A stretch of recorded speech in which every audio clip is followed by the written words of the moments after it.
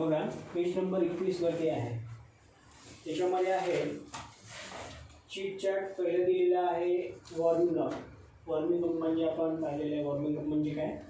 सकाळी उठल्याच्या नंतर आपण जे काही व्यायाम वगैरे करतो, आपला हात अंगाला घेतो आणि आपलं शरीर सुदृढ ठेवण्याचा प्रयत्न करतो. तशा पद्धतीने धड्यामध्ये सुद्धा वॉर्मिंग अप दिलेला आहे. आणि त्या धड्यामध्ये वॉर्मिंग अप म्हणजे काय आहे तर before we are learning the lesson that information we are learning in the warming up. त्याच्यामध्ये आपण काय करतो, थोडीशी माहिती पाहत असतो. त्याच्यामध्ये आपल्याला धड्याच्या संबंधित काही माहिती पाहायची असते, कारण आपल्याला धडा सोपा जावा यासाठी हे वॉर्मिंग अप दिलेलं आहे. त्याच्यामध्ये चिटचॅट दिलेला आहे. चिटचॅट म्हणजे गप्पा मारणे किंवा गोष्टी सांगणे, याला म्हटलं जातं चिटचॅट. आता त्याच्यामध्ये काही पॅरेग्राफ दिलेला आहे, तो अगोदर पॅरेग्राफ मी तुम्हाला सांगतो, त्याच्यानंतर आपण पुढे जाऊ. पुस्तकं काढून पहा. पुस्तकामध्ये planning your career is not an easy task.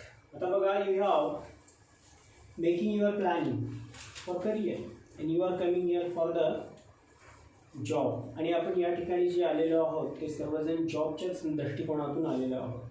आता जॉबच्या दृष्टिकोनातून कसं काय आलेलं आहोत हे जर सांगत असताना मी असं सांगेन की आपण ज्यावेळेस 10वी पास होतो आणि 10वीला प्रत्येकाची इच्छा अशी असते की मला चांगले मार्क मिळावे आणि चांगले मार्क मिळाल्याच्या नंतर मला चांगलं कॉलेज मिळावं आणि चांगलं कॉलेज मिळाल्याच्या नंतर मला चांगली कुठेतरी नोकरी मिळावी.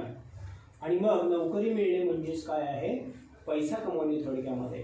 आणि मग आता या ठिकाणी चिटचॅटमध्ये दिलेलं आहे प्लॅनिंग. प्लॅनिंग म्हणजे काय, नियोजन म्हणतो आपण. नियोजन म्हणजे आपण आपल्या करिअरचं जे काही नियोजन करणार आहोत. आता मग मी तुम्हाला पाठीमागंही सांगितलं असेल कदाचित, ज्यावेळेस आपली 10वी पास होतात आणि 10वीमधून आपण 11वीला जातो. 11वीला जात असताना 3 फील्ड असतात. एक आहे आर्ट फील्ड, दुसरी आहे कॉमर्स फील्ड आणि तिसरी आहे सायन्स फील्ड. आणि या सायन्स फील्डमध्ये किंवा कॉमर्स फील्डमध्ये किंवा या आर्ट फील्डमध्ये ते आपल्यावरती डिपेंड आहे की आपल्याला काय करायचं आहे. समजा आपल्याला डॉक्टर व्हायचं असेल तर आपण सायन्स फील्ड निवडतो. समजा आपल्याला चार्टर्ड अकाउंट व्हायचं असेल तर आपण कॉमर्स फील्ड निवडतो. समजा आपल्याला साधा शिक्षक क्लर्क व्हायचं असेल तर आपण आर्ट फील्ड. मग हे कसं आहे, हे पूर्णपणे तुमच्यावरती अवलंबून आहे. म्हणून या पहिल्या युनिटमध्ये आपण पाहतो, पहिल्या कवितेमध्ये सुद्धा आपण पाहिलेलं आहे.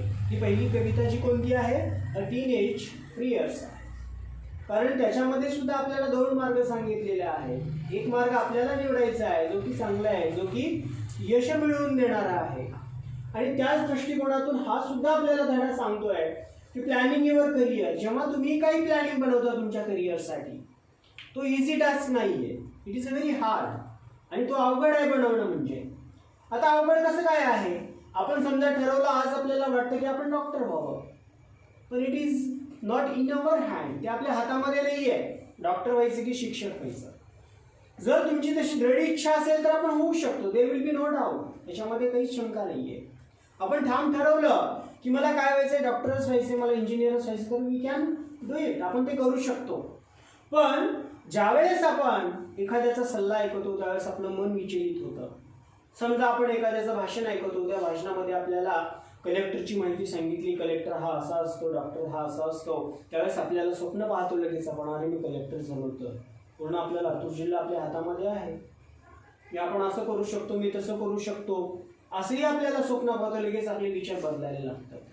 म्हणजे it is depend upon the condition and it is depend upon the advice. कोणत्या प्रकारचा व्यक्ती तुम्हाला कशा प्रकारचा सल्ला देतो हे त्यावरती अवलंबून आहे.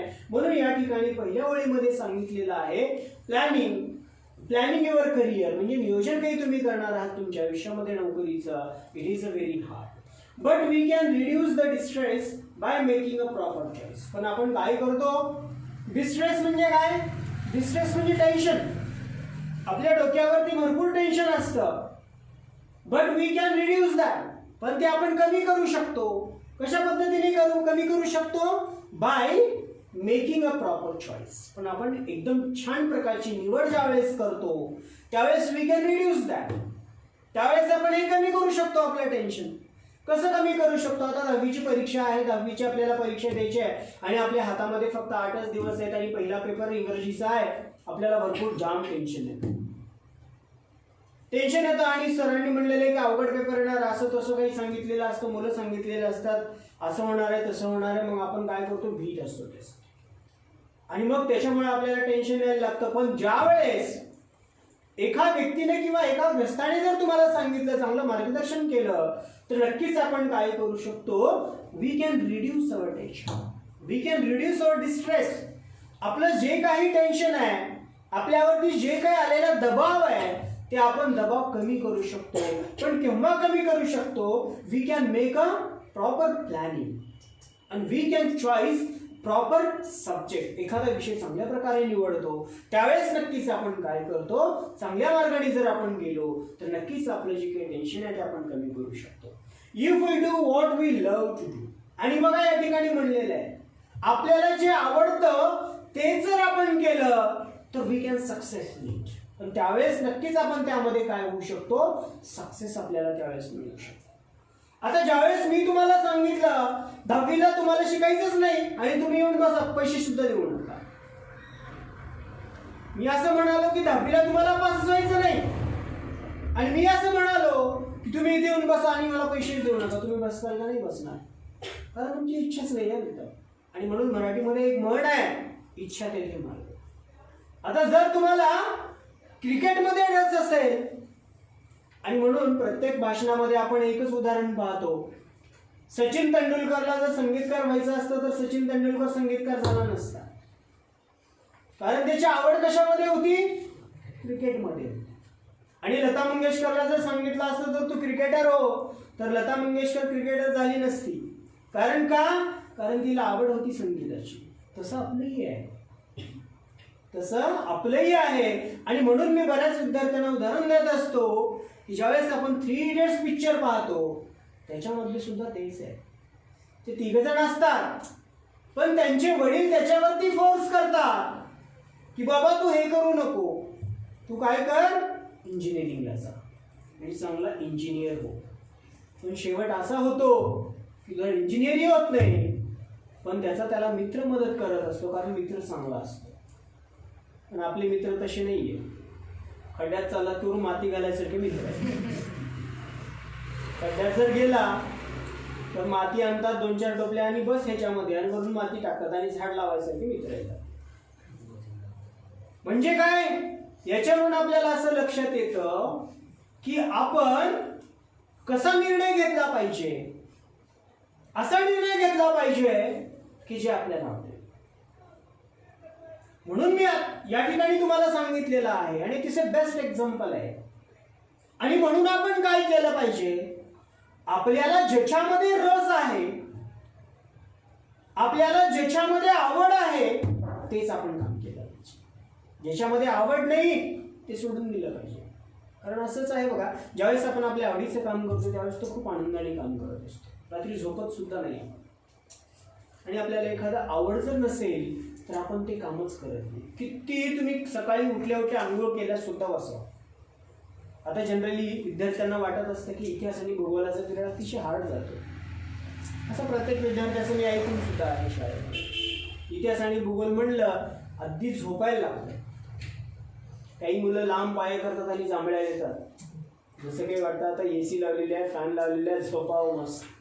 म्हणजे याचा अर्थ असा आहे की त्या विद्यार्थ्यांना त्याच्यामध्ये रस नसते. आपल्याला सांगितलेलंच आहे अगोदरच की गणित, इंग्रजी आणि विज्ञान हे 3च विषय चांगले आहेत आपल्या आयुष्यामध्ये. आणि तुम्हाला आज सांगतो, मराठीची एवढी बेकार परिस्थिती आहे आज मराठीमध्ये मुलं नापास व्हायला लागली. पण ज्यावेळेस तुम्ही ट्युशन लावता त्याच्यामध्ये मार्क तुम्हाला पडायला लागेल, तर मराठीमध्ये मार्क पडत नाही. याचं कारणच ते आहे की मराठीकडे दुर्लक्ष करायला लागलेले आहे. मराठीकडे सुद्धा दुर्लक्ष करून चालत नाही. आपण ज्यावेळेस अभ्यास करतो तो प्रत्येक विषय आपल्यासाठी महत्त्वाचा आहे.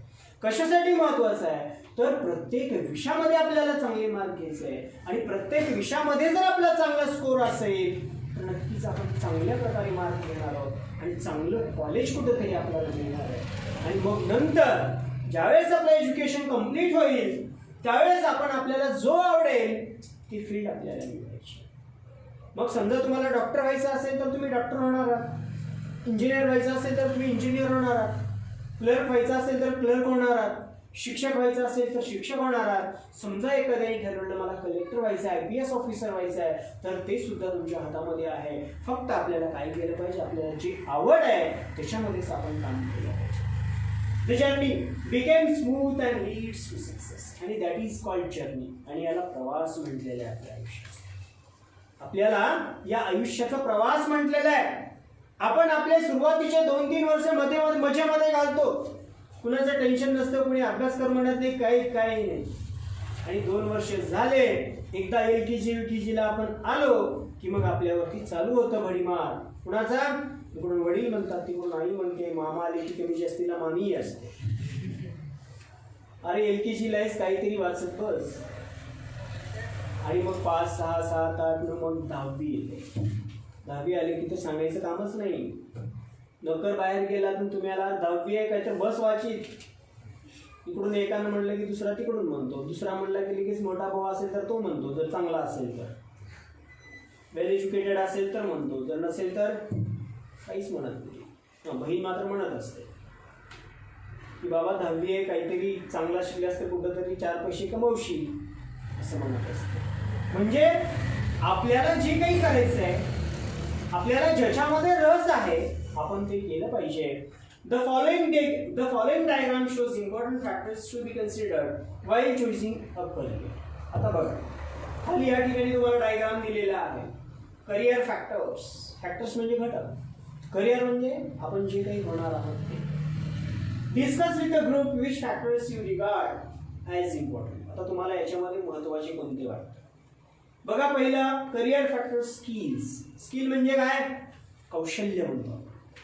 स्किल म्हणजे कौशल्य. आता कौशल्याचं जर उदाहरण सांगायचं झालं तर 10वीला सर्वजणच आहेत, जवळपास सर्वच विद्यार्थी 10वीचे तुमच्या शाळेतले, आमच्या शाळेतले. पण महाराष्ट्रामध्ये पहिला एकच येतो. महाराष्ट्रामध्ये पहिला एकच येतो, ते तुमच्या शाळेतला असेल किंवा माझ्या शाळेतला असेल. पण काय येतो? कारण त्याच्याकडे स्किल आहे म्हणून येतो. समजा स्पर्धा चालू आहे, घोडे सगळे थांबलेले आहेत, पण स्पर्धेमध्ये एकच घोडा येतो पहिला. कारण का? कारण त्याच्यामध्ये स्किल असते म्हणून येतो.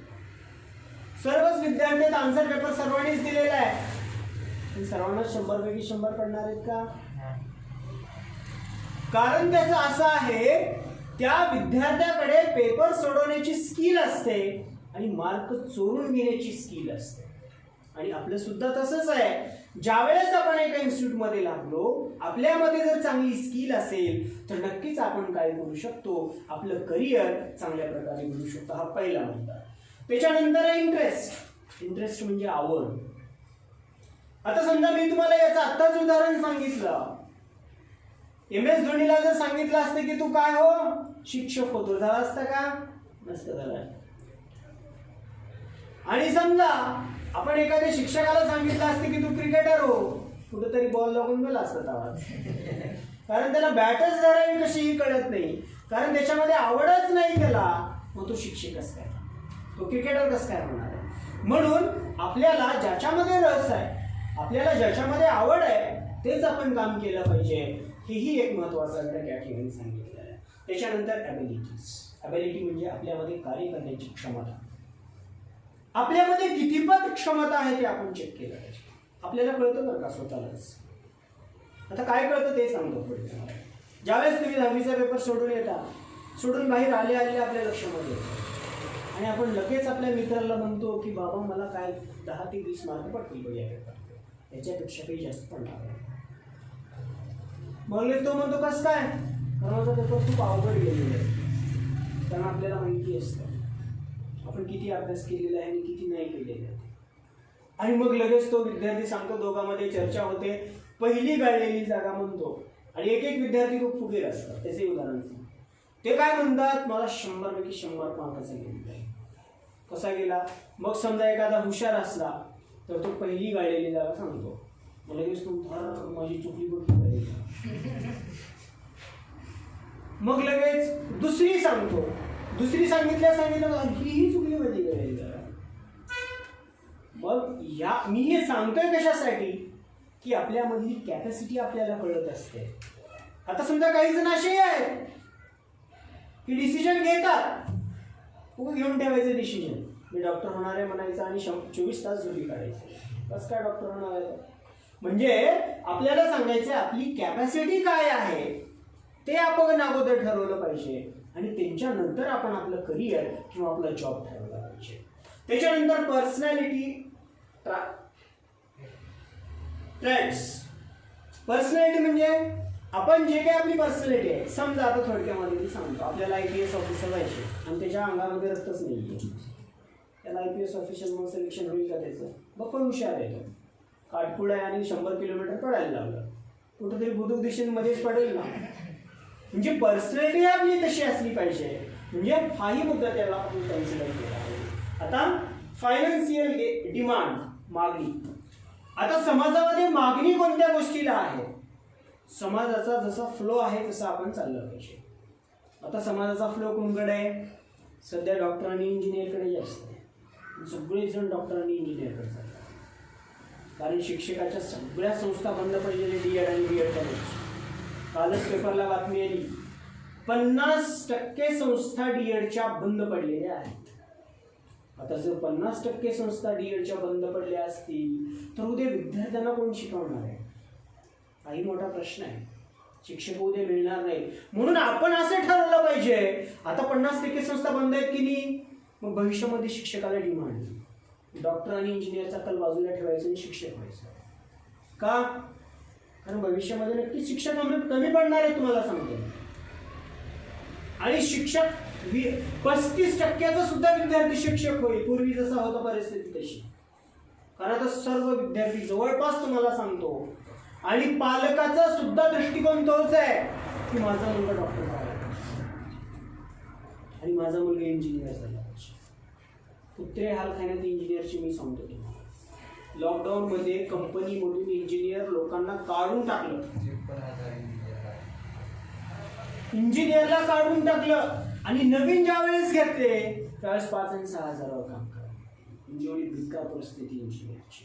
तरी पण पालक म्हणायला लागलेत की माझा मुलगा इंजिनियरच झाला पाहिजे. म्हणजे सांगायचं हे आहे की जिथं डिमांड आहे समाजामध्ये तेच आपण निवडायला पाहिजे. मग ते शिक्षक असू दे ना. आज शिक्षकाला काही कमी पगार नाही आहे, समजू नका. शिक्षक आज तुमच्या शाळेतल्या शिक्षकाला कमीत कमी 80,000 रुपये पगार. माझं तुम्ही विचारू. कसं आहे, गव्हर्नमेंटचा शिक्षक आहे, गव्हर्नमेंटचा शिक्षक आहे, मी कधीही मान्य करतो तुम्हाला. पण खाजगी शाळेमध्ये पगारी नसतात. पण गव्हर्नमेंटचा शिक्षक कसं आहे, गव्हर्नमेंटच्या शिक्षकांना 80 ते 90,000 रुपये आज पगार आहे. म्हणून जसा आपला मार्ग आहे, जसं आपली मागणी आहे, जसं जॉबची मागणी आहे ते आपण निवडलं पाहिजे. त्याच्या पुढे सांगितलेलं आहे फायनान्शियल गेन्स. फायनान्शियल गेन्स म्हणजे आपल्या पाठीमागं पैसा. आता एज्युकेशन घेण्यासाठी पैसा लागतोच. 12वी झाली, 12वी झाल्याच्या नंतर आपण सायन्स घेऊन चांगले मार्क पडले, EIT झाले, सगळंच झालं ते. आता मेडिकलला नंबर लागला असेल तर हुशार विद्यार्थी, मेडिकलला नंबर लागण्यासाठी पैसा तर द्यावाच लागेल ना. आता एका वर्षाची फीस कमीत कमी 1-2 लाख रुपये आहे. त्याची जर फायनान्शियल गेन्स किंवा फायनान्शियल कंडिशन जर तशी नसेल तर it will be not possible. तर ते अशक्य गोष्ट आहे असं म्हणावं लागेल. त्याच्यानंतर फॅमिली प्रोफेशन. फॅमिली प्रोफेशन, समजा माझे वडील शिक्षक आहेत म्हणून मी शिक्षक व्हावं का? असं नाही. जर माझे वडील डॉक्टर आहेत म्हणून मी डॉक्टरच व्हावं का? असंही नाही. माझे वडील शेतकरी आहेत म्हणून मी शेतकरीच राहावं का? असंही नाही. म्हणजे आपल्याला काय करायचं आहे, आपल्या परिस्थितीनुसार, आपल्या कंडिशननुसार आपण काय करायला पाहिजे, करिअर निवडला पाहिजे. त्याच्यानंतर फ्युचर प्रॉस्पेक्ट्स. फ्युचर प्रॉस्पेक्ट म्हणजे भविष्यकालीन नियोजन आपण तसं लावलं पाहिजे. या प्रकारच्या गोष्टी आपल्याला अतिशय महत्त्वाच्या ठरत असतात ज्यावेळेस आपण आपलं करिअर ठरवतो त्यावेळेस. पहिला मुद्दा आणि सर्वात चांगला मुद्दा आहे तो म्हणजे स्किल, कौशल्य. दुसरा आहे इंटरेस्ट, आपल्याला कितीपत त्या व्यवसायामध्ये इंटरेस्ट आहे, आनंद आहे. त्याच्यानंतर ॲबिलिटीज, आपल्यामध्ये कार्य करण्याची क्षमता. त्याच्यानंतर पर्सनॅलिटी, व्यक्तिमत्व. त्याच्यानंतर डिमांड्स, मागणी, समाजामध्ये कोणत्या जॉबला मागणी आहे. त्याच्यानंतर फायनान्शियल गेन्स, आपल्या पाठीमागची जी काही आर्थिक परिस्थिती आहे तेही महत्त्वाची आहे. त्याच्यानंतर फॅमिली प्रोफेशन, आपली जी काही ट्रॅडिशनल प्रोफेशन असेल, म्हणजे मी आत्ताच तुम्हाला सांगितलं, आपले वडील जर डॉक्टर्स असतील तर आपणही डॉक्टर होऊ शकतो, आपले वडील जर टीचर असतील तर आपणही टीचर होऊ शकतो. म्हणजे त्याच्यामधलं आपल्याला माहिती असते. आता डॉक्टर असतील तर कसं काय मग, समजा डॉक्टर काय करतात, विद्यार्थ्यासोबत समजा मुलासोबत बसलेले चर्चा करत असतात की बाबा हे हार्ट इथं असतं, त्याला असं कापलं की असं होतं, त्याचं डोकं इथं असतं, असं केलं की असं होतं. म्हणजे हे फॅमिली बॅकग्राऊंड आपण त्याला म्हणू शकतो. त्याच्यानंतर फ्युचर प्रॉस्पेक्ट म्हणजे भविष्यकालीन आपल्याला अंदाज सुद्धा बांधता आला पाहिजे काय आहे. त्याच्यानंतर सेकंड आहे अक्रॉस्टिक. अक्रॉस्टिक म्हणजे काय, एक शब्द दिलेला असतो आणि त्या शब्दानुसार आपल्याला काय करायचं असतं, मिनिंगफुल शब्द बनवायचे असतात. थोडक्यामध्ये मी सांगतो, त्याच्यानंतर आपण पुढे जाऊ, कारण हा प्रश्न परीक्षेमध्ये येण्यासारखा आहे म्हणून सांगायला. अक्रॉस्टिक म्हणजे काय, एक शब्द दिलेला असतो, त्या शब्दापासून किंवा त्याच्यामध्ये जी लेटर्स आहे त्या लेटर्सपासून आपल्याला एक एक शब्द तयार करायचा असतो. बघा या ठिकाणी तुम्हाला इथे दिलेलं आहे फ्रेंड.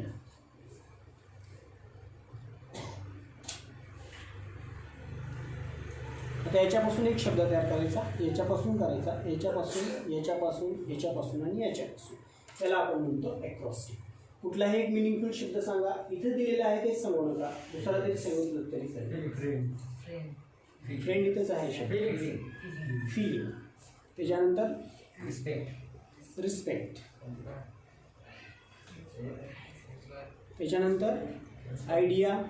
काही जे असतील शब्द ते तुम्ही इथे लिहू शकता, त्याला आपण अक्रॉस्टिक म्हणतो. त्याच्यानंतर तुमचं जरी नाव तुम्ही या ठिकाणी लिहिलं असं तरी काही अडचण नाही. त्याच्यापासून आपण शब्द तयार करू शकतो, याला सुद्धा आपण काय म्हणतो, अक्रॉस्टिक म्हणतो. त्याच्यानंतर पुढे शब्द आहे बघा, prepare on your own such acrostic for your dearest family member, name of your best friend. तुमच्या आवडत्या मित्राचं नाव लिहायचे, त्याच्यापासून असे शब्द तयार करायचे. त्याच्यानंतर आहे a quality or a feeling. त्याच्यानंतर त्याची क्वालिटी काय आहे तेही लिहायचं आहे. कोणी काय करतात, मित्राचं नाव लिहितात आणि समजा डी जर आलं तर त्याच्यामध्ये डॉंकी म्हणून असं काही लिहून, कारण कसं आपलाच मित्र आहे तो आणि आपण जर त्याच्या सहवासामध्ये राहिलो तर आपण नक्कीच आपला मित्र डॉंकी म्हणजे आपण डॉंकी सोबतच राहणार असा मित्रला, त्याच्यासाठी अशी काही नावं लिहू नका. त्याच्यानंतर आहे एनी प्रोफेशन. जे प्रोफेशन असेल, समजा जॉब आहे एखाद्याला, टीचर असेल तर टीचरचं सुद्धा आपण अक्रॉस्टिक करू शकतो. डॉक्टर असेल, डॉक्टरचं सुद्धा अक्रॉस्टिक आपण करू शकतो. त्याच्यानंतर say whether the underline word in the following sentence are used as a noun or verb. हा एक महत्त्वाचा, अतिशय महत्त्वाचा शब्द आहे, कारण असे शब्द तुम्हाला विचारले जातात परीक्षेमध्ये. वॉक. आता वॉक हा जे शब्द आहे तो आपल्याला नाउन म्हणूनही वापरायचा आहे, त्याच्यानंतर वर्ब म्हणूनही वापरायचा आहे आणि ॲडजेक्टिव्ह म्हणूनही वापरायचं आहे. असे शब्द या ठिकाणी दिलेले आहेत. कदाचित हा प्रश्न परीक्षेमध्ये येण्यासारखा आहे, तो 2 मार्काला तरी येईल, 3 मार्काला. एक शब्द दिलेला असतो वॉटर. समजा वॉटर शब्द आहे, त्यावेळेस तुम्हाला असं विचारलं जातं की use as a noun as well as a verb. हे वॉटर शब्द तुम्हाला नाउन म्हणूनही वापरा आणि वर्ब म्हणूनही वापरा. Water is a necessary for life. I am watering plant. मी झाडाला पाणी देतो, दॅट इज अ वर्ब. अशा प्रकारचे शब्द आपल्याला या ठिकाणी लिहायचे. बघा, I walk to school every day verb आहे. I go for a walk every day noun आहे. They give me a gift every day noun आहे. You can gift her a storybook verb है. It was sold as a gift pack noun है. Adjective. A gift pack noun है ये. आणि adjective पण येऊ शकतं. They bought a new house on 10th Street. Adjective. त्याच्यानंतर the water tanks leak a lot verb. त्याच्यानंतर the old age home houses verb. आणि अशा प्रकारचे हा आपला शीटच्या संपलेला आहे. आता शांत बघ काय करायचं, पुस्तकं पाहायचं, मी वाचून दाखवतो. उद्याच्याला आपण एक्सप्लेनेशन करू, ठीक आहे. अगोदर वाचून दाखवतो, त्याच्यानंतर उद्या लाईन बाय लाईन एक्सप्लेनेशन करणार. शांत, एकदम शांत. नजर जी चालू आहे तिथेच आपली पाहिजे, कारण आपल्याला लक्षामध्ये येतं की सर काय वाचायला लागलेलं आहे. Be smart. Dots dots dot exclamatory mark. Exclamatory mark केव्हा देतो आपण, जेव्हा आपल्या फिलिंग्स अतिशय लवकरात लवकर एक्सप्रेस करतो त्यावेळेस आपण एक्सक्लेमेटरी मार्क देतो. पहा, champions aren't made in gyms. Champions are made from something. They have deep inside them a desire, a dream, a vision. They have to have the skill and the will, but they will must be stronger than the skill. Successful professionals thrive in the same manner. We all have the natural talents. If we use that talent to set our goal in life, we can easily get success in life. we shall not achieve our goals if we do not take action to achieve them. Setting goal has two valuable assets, a sense of originality and a stepping stone to illuminate the path. Goals put one at the helm of life. Pursuing them acknowledge the better future situation. They help to steer a course of a life rather than simply drafting along and letting things happen. Setting goals may appear easy, but for some it is quite challenging. Fear of a failure may be avoided in the absence of any goals. After all, one has to decide what one wants to achieve in the end. To accomplish goals, experts recommended a 5-step approach. SMART goals are a methodology of thinking that helps people reach success. SMART stands for specific, measurable, achievable, realistic, and time-bound. SMART goals have a specific rubric. Specific first involves identifying a specific area for improvement. The more specific the area, the more defined the achievement of one's goal can be. It makes it easier to set up parameters and work towards the goal. For example, if it is building a house, what exactly is the capacity required and how long it stretch? Measurable. Quantifying goals proves specific ways to track progress against goals. This makes it easy to benchmark performance throughout the goal period, including areas to improve. While playing football, one's exact role and position has to be clearly defined. Achievable. Setting goals that can be completed in the designated period of time.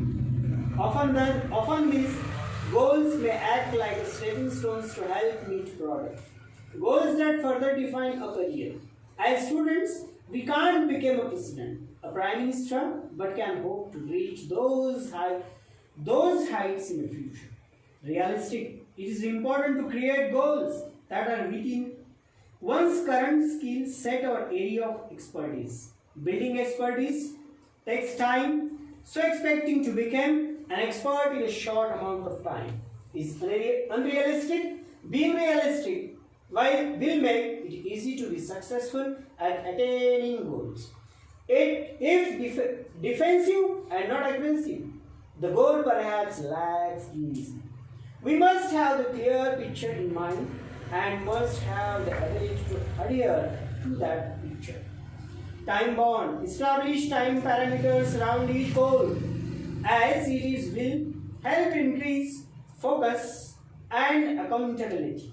To reduce weight, we know how to go about it, but without consistent time-bound action, it never becomes a reality.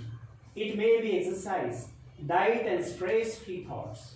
All these have to be practiced and implemented without hesitation, doubt or indifference, but within a deadline. Visions, wishes, intentions and dreams are all valuable. They spark of imagination and encourage us to define where we want to reach. In order to get there, however, we need to bring life images down to earth and the plan to execute our strategies and the quality and quantity of energy we put forth directly impact the results. Life is something like a trumpet. If we don't put anything in, we can't get anything out. Success is a walk in the dark, finding the right footing, preciously mastering the skills and getting to the next place. All depend on how we approach and tackle the problem. The best way to get from where we are to where we want to be is to find the footing of our next step. When we take the next step, it should support and hold us without a crack. हा आहे आपला धडा. बघा याच्यामध्ये काय सांगितलेलं थोडक्यामध्ये फक्त सांगतो, बाकी आपण थांबू. बाकीचं आपण उद्याच्याला बघू. Champions are made in gyms हा पहिला पॅरेग्राफ आहे आपला. आणि चॅम्पियन्स म्हणजे तुम्हाला माहिती आहे, चॅम्पियन्स म्हणजे कोण? विजेते मुलं. In every field there are champions. प्रत्येक क्षेत्रामध्ये आपण चॅम्पियन्स पाहतो. मग एज्युकेशन फील्ड असेल, त्याच्यानंतर खेळाची फील्ड असेल, काय चाललंय? मग खेळाच्या ह्याच्यामध्ये असेल किंवा आपण एज्युकेशन फील्डमध्ये असेल, प्रत्येक क्षेत्रामध्ये आपण काय करतो, हे चॅम्पियन्स पाहतो. आणि मग त्याला हिरो सुद्धा आपण म्हणतो. हिरो म्हणजे पिक्चरमध्ये म्हणतो चॅम्पियन्स. म्हणून या ठिकाणी म्हटलेलं आहे champions aren't made in gyms. Champions हे फक्त जिममध्येच बनत नाही. कारण काही लोकांचा गैरसमज असतो की आपल्याला जर चॅम्पियन्स व्हायचं असेल तर जिममध्ये जावं लागतं. जिममध्ये फक्त बॉडी बनत असते, चॅम्पियन्स नसते. म्हणून या ठिकाणी पहिलं वाक्य दिलेलं आहे champions aren't made in gyms. Champions हे कुठेही आपल्याला पाहिजे. तुम्हाला त्याचं उदाहरण सांगतो. खेड्यामध्ये जर तुम्ही गेलात तर खेड्यामध्ये कुणीही काहीही शिकत नसतं, ते स्वतः शिकत असतं. आज तुम्ही पाहतात राजस्थान शाळेमध्ये आज चांगल्या प्रकारे ट्युशन्स आहेत, पण तुम्ही खेड्यामधली जर मुलं पाहिली तर ज्यावेळेस ते 10वी पास होतात आणि 11वीला शहरामध्ये ॲडमिशन घेतात, त्यावेळेस तुम्हाला सांगतो मी 12वीला खेड्यातलाच मुलगा पहिला आहे, तेवढं निश्चित आहे. लातूरचा देशी केंद्र शाळेचाही येत नाही आणि राजस्थान शाळेचं खेड्यातलाच पहिला येतो. कारण त्याला माहिती असतं की काही विद्यार्थ्यांना एवढं सुद्धा माहिती नाही भुईमुगाच्या शेंगा कुठं लागतात, धडाला लागतात म्हणतात, तर माहिती सुद्धा नसतं. ही शोकांतिका आहे. आणि मग अशा पद्धतीनं जेवढे खेड्यातल्या मुलाला ज्ञान असतं तेवढे शेतीतल्या मुलाला ज्ञान नसतं. तिथे आपण थांबू. उद्याच्या लग्नात सांगतो आपला पुन्हा अडचण असेल तर जाऊ शकता, नसेल तर जाऊ शकता.